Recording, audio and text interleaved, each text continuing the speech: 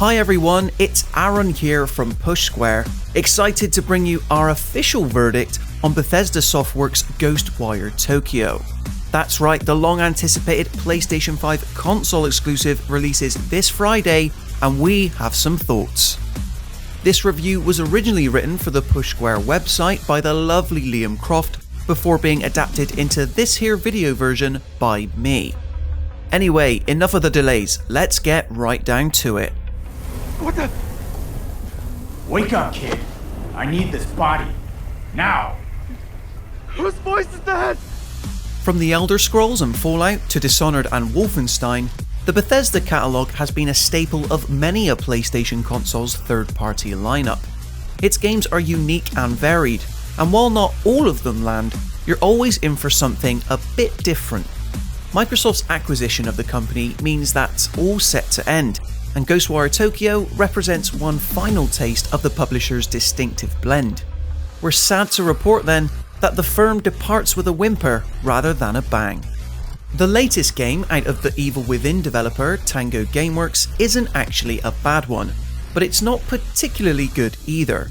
It's just, well, fine, which unfortunately represents a significant drop in the water after the Evil Within 2 really put the Shinji Mikami-led studio on the map. Taking place in downtown Tokyo, the game becomes repetitive, full of open-world busywork, and peppered with colourless optional content. The usual hustle and bustle of the Japanese capital is gone, however, as a supernatural occurrence disappears the local population. All that's left behind are their clothes and you, protagonist Akito. He's able to survive the paranormal attack thanks to the efforts of KK, a friendly spirit lending him life and elemental powers. Together, the pair must rid Tokyo of its occult coup. It's safe to say the narrative that follows fails to live up to that promising premise, never reaching the heights of what it has on paper. Akito and KK are essentially the same character, both annoying and tedious to listen to. They'll babble on at one another, arguing for multiple scenes, and then make good when the going gets tough once again. Fortunately, both Japanese and English voiceover is available, and the pair are less of a chore in their native language. Sadly though, none of the story beats that their dialogue pertains to ever hit. Didn't you say he was trying to bring his family back? You heard him before. As far as he's concerned, bodies are just wrappers for the soul, pawns for him to use. Focusing on the main objectives will see you beat the game inside roughly 10 hours, and very few of the core tasks are ever particularly engaging. The coolest moments occur in cutscenes, with actual gameplay relegated to cleansing Torii gates to unveil more of the map, eliminating waves of enemies, and just tracking down items. Separated from the action, the story is nothing to write home about whatsoever. Thankfully, the combat in Ghostwire Tokyo is enjoyable, and propelling elemental spells out of your fingertips to send the ghostly entities haunting Tokyo back to their graves is oh so satisfying. Fights revolve around breaking through an enemy's outer layers and then taking its core, with 3 powers allowing you to do so. Wind attacks are the most basic. They fling balls of energy at the phantoms to slowly break them down. Then there are the fire attacks, which act like bombs at their best, and water spells that require upgrading to feel even slightly useful. Your arsenal is then rounded out by a bow and arrow, for headshots and talismans that have various effects on ghosts. In combination with some excellent support of the PlayStation 5's DualSense controller's adaptive triggers, firing off spells and grappling with enemies for their cores feels fantastic. There's a small bit of resistance upon launching each attack, which gradually increases once you're tethered to a core and trying to pull it out. At the height of the action, the adaptive triggers push your grip to its maximum, increasing satisfaction once the item's finally in your grasp. The feature adds that little magic touch to combat, which would feel sorely lacking after a time were it not there.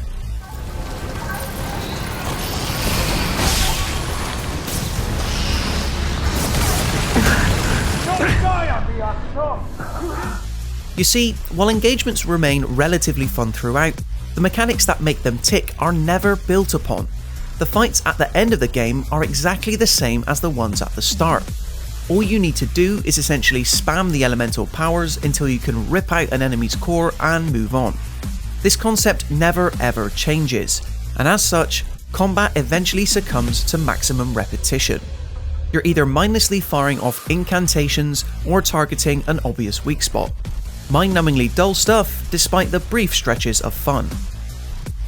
You can probably say that about the whole game, to be honest. Compared to other open world titles, the map is fairly small, but Tango Gameworks still manages to stuff it with the usual busywork we grew tired of years ago. Icons flood the map with flat side quests to force your way through, and various collectibles that offer minuscule improvements to your stats. A thick fog blocks off parts of the map until you've cleansed the corresponding Torii Gate. It makes exploration more of an annoyance than a joy, since you start to take damage if you cross the boundaries. At least some verticality extends the potential of Tokyo, with a grapple and unlimited glide letting you cover ground a bit faster. Up on the city's rooftops, you'll find more spirits to cleanse and activities to complete. Without even a hint of full damage, it's a great way to get about. When your feet are on the ground though, Ghostwire Tokyo does very little to inspire.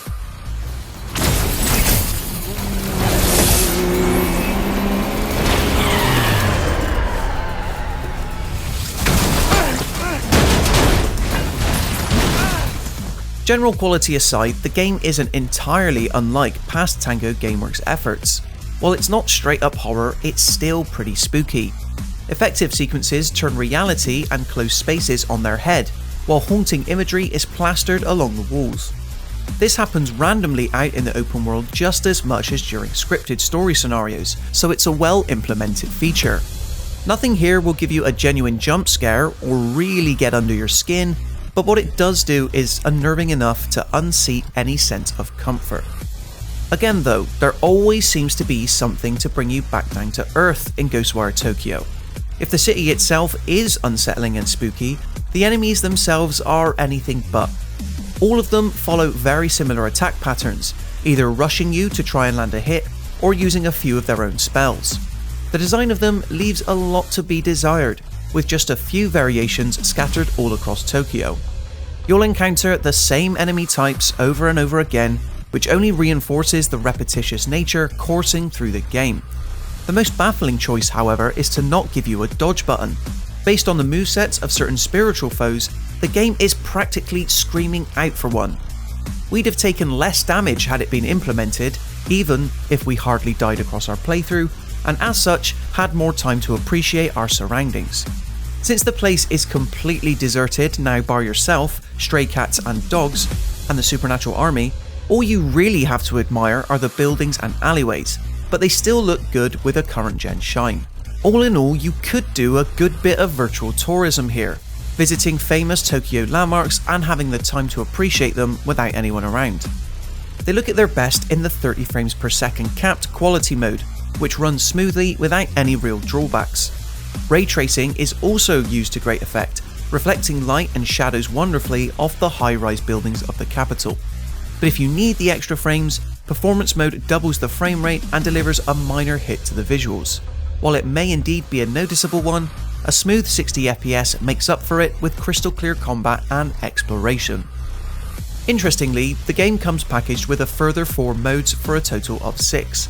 You can choose to uncap the frame rate in both the quality and performance modes, which yields varying results depending on how intense the action is on screen. Then there are the 2 modes with VSync enabled, which aims to eliminate any screen tearing whatsoever.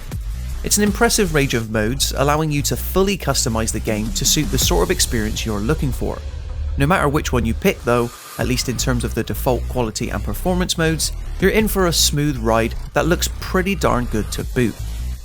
Ghostwire Tokyo feels like a step back from what Tango Gameworks has produced in the past. While its combat system can be fun in bursts, it becomes repetitive far too quickly. The open world is jam-packed with busywork, and the story doesn't go anywhere interesting. Excellent PS5 DualSense controller support, haunting elements and nice visuals aside, Ghostwire Tokyo will have to go down as a miss.